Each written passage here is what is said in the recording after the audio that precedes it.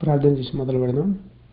ఓం గురు బ్రహ్మ గురు విష్ణు గురుదేవో మహేశ్వర గురు సాక్షాత్ పరబ్రహ్మ తస్మై శ్రీ గురవే నమః. ఓం మన్నాదో శ్రీ జగన్నాథ మద్గురు శ్రీ జగద్గురు మమాత్మ సర్వభూతాత్మ తస్మై శ్రీ గురవే నమః. ఓం అఖండ మండలాకారం వ్యాప్తం ఏన చరాచరం తత్పదం దర్శితం ఏన తస్మై శ్రీ గురవే నమః. శ్రీమతి ఏకైక గురువు ఆధ్యాత్మిక సామ్రాజ్య చక్రవర్తి శతాధిక గ్రంథకర్త హిందూ జ్ఞానధర్మ ప్రదాత సంచలనాత్మక రచయిత త్రైత సిద్ధాంత ఆదికర్త శ్రీ శ్రీ శ్రీ ఆచార్య ప్రబోధానంద యోగీశ్వరుల వారిచే రచించబడిన పరమ పవిత్ర పరిశుద్ధ ప్రథమ దైవ గ్రంథము త్రైత సిద్ధాంత భగవద్గీత. అందరికీ జ్ఞానం చక్కగా అర్థం కావాలని గురుదేవుని ప్రార్థించుకుంటూ మొదలు పెట్టుకున్నాం. మనం పోయిన వారము సాంఖ్యయోగము అనే అధ్యాయంలో 53వ శ్లోకం వరకు చెప్పుకున్నాము. అర్జునుడికి మొదట కర్మయోగాన్ని ఆ తర్వాత బ్రహ్మయోగాన్ని గురించి భగవంతుడు తెలియజేయగా అందుకు అర్జునుడు కొంత తెగమక పడిపోయాడు. అర్థం కాని పరిస్థితి ఏర్పడ్డది. అందుకు అర్జునుడు తనకు వచ్చినటువంటి ప్రశ్నలను అడిగాడు. అవేంటియో చూద్దాము. ఇది 54వ పేజీ నుంచి 54వ శ్లోకం నుంచి మొదలవుతుంది. స్థితప్రజ్ఞస్య కా భాషా సమాధిస్థస్య కేశవ స్థితధీ కిం ప్రభాషేత కిమాసీత వ్రజేత కిం. అంటే బ్రహ్మయోగం గురించే అడుగుతున్నాడు కాబట్టి శ్లోకం బ్రహ్మయోగం గురించే అని చెప్తూ ఉంది. ఓ కృష్ణ, బుద్ధి నిలిచిపోయి సమాధి స్థితిలో ఉన్నవాడు ఏ భాషలో మాట్లాడును, ఏమి మాట్లాడును, ఏ విధంగా కూర్చుండును, ఏమి ఆచరించును అని ఇక్కడ ప్రశ్నలు అడిగాడు. ఏమి ఏ భాషలో మాట్లాడతాడని 1, ఏం మాట్లాడతాడని 2, ఎట్లా కూర్చుంటాడని 3, ఏం ఆచరిస్తాడని 4. ఇలా 4 ప్రశ్నల్ని అడిగాడు అర్జునుడు భగవంతుణ్ణి. అప్పుడు ఆయన ఏమంటున్నాడంటే, స్వామివారు అందించినటువంటి వివరము చూద్దాము.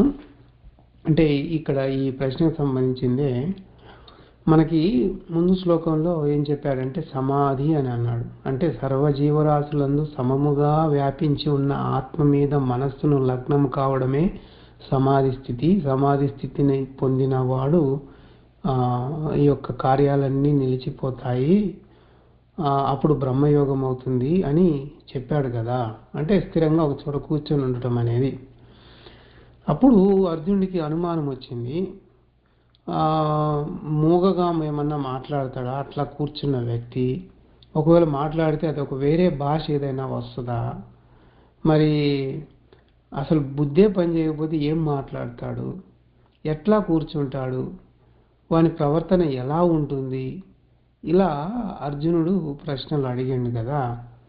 అయితే ఆ ప్రశ్నలకు సంబంధించే భగవంతుడు 55వ శ్లోకంలో ఏం తెలియజేస్తా ఉన్నాడంటే, ప్రజహాతి యదా కామాన్ సర్వాన్ పార్థ మనోగతాన్ ఆత్మన్యేవాత్మనా తుష్టః స్థితప్రజ్ఞస్తదోచ్యతే.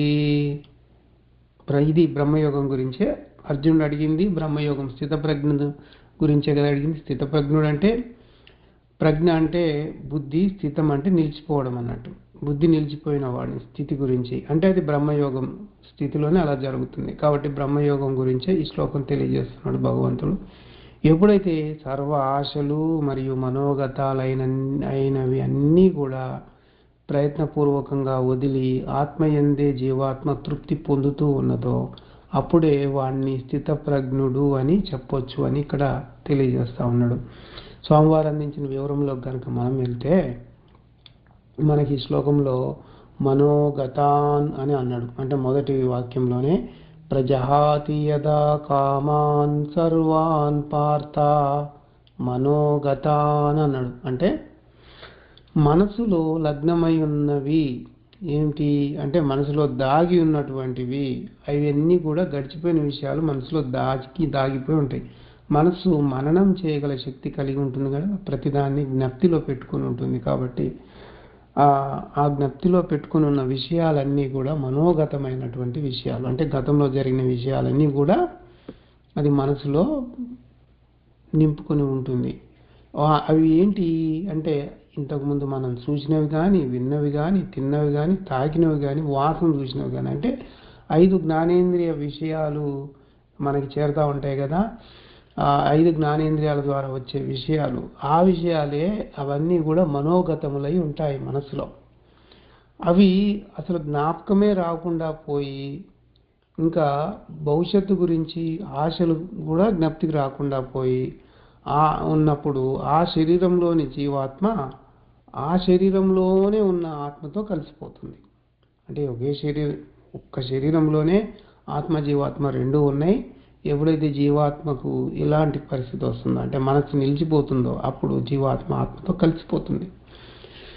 బ్రహ్మయోగం చేయాలంటే ముఖ్యంగా కారణమై ఉన్నది మనస్సే.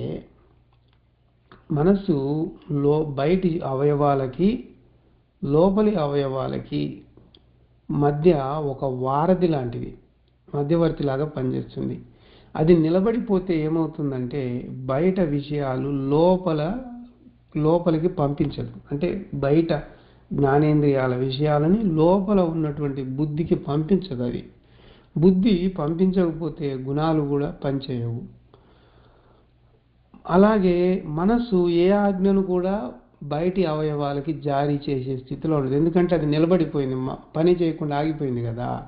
అలాంటి స్థితి పొందితే స్థితప్రజ్ఞుడు అని అంటారు. అంటే బుద్ధి కూడా నిలబడిపోతుంది కాబట్టి స్థితప్రజ్ఞుడు అని అంటారు. ఆ స్థితప్రజ్ఞుని గురించి వాడు ఎట్లా ఉంటాడు అంటే దాని గురించి ఏం చెప్తా ఉన్నాడంటే,